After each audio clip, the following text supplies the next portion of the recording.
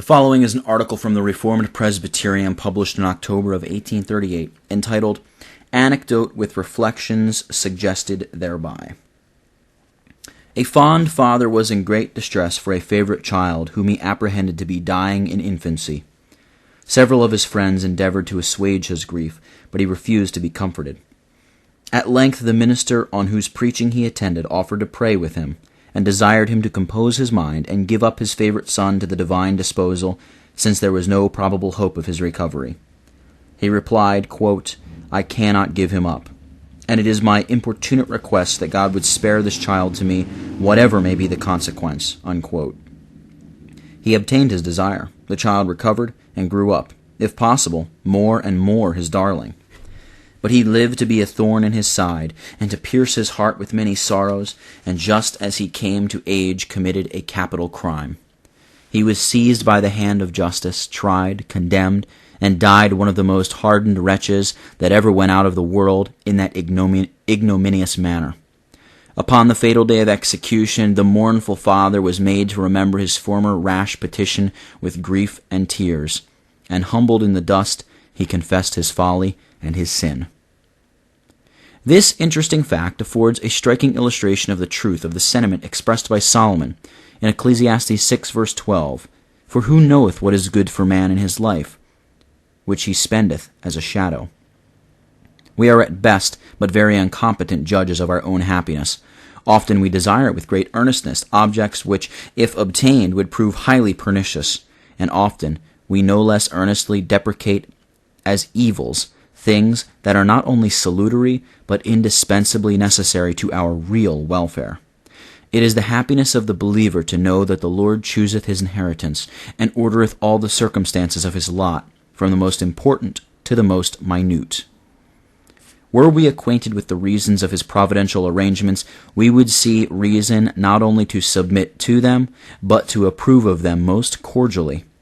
Shall not the judge of all the earth do right? His wisdom cannot err. His love ever leads him to promote the happiness of his people. These considerations should add a double relish to all the comforts of life vouchsafed to the believer. They come from the hand of our Heavenly Father, accompanied with his blessing which addeth no sorrow. The same considerations should also serve to promote contentment with our lot, and an unreserved, cordial submission to the will of God in afflictive dispensations. Does God judge it proper to withhold the objects of our earnest wishes, or to disappoint our fondest hopes and best connected schemes? We may be sure that we know not the nature of the things we wish for, nor foresee the consequences to which the possession or continuance of them would lead. The anecdote which has suggested these reflections undoubtedly presents a strong case, but similar instances of the vanity of human wishes and of the painful consequences of their gratification, though in an inferior degree, occur daily. The instruction which the example before us holds out to Christian parents when their children are taken away in early life is obvious and important. But it may be applied to many other cases. Does it please God to afflict in any or all the ways common to man? No chastening for the present seemeth joyous, but grievous. But remember, these are the appointment of our Heavenly Father. They are the result of his wisdom and love.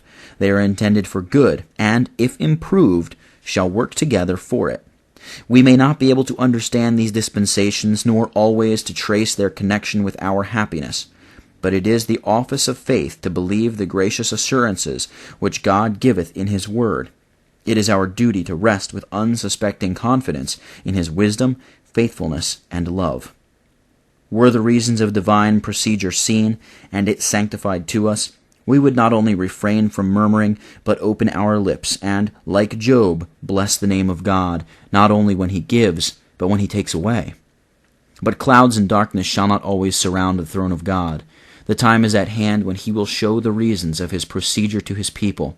Then they shall see the end of the Lord, and understand his loving kindness manifested in all his ways, and these discoveries will fill them with inexpressible admiration and joy.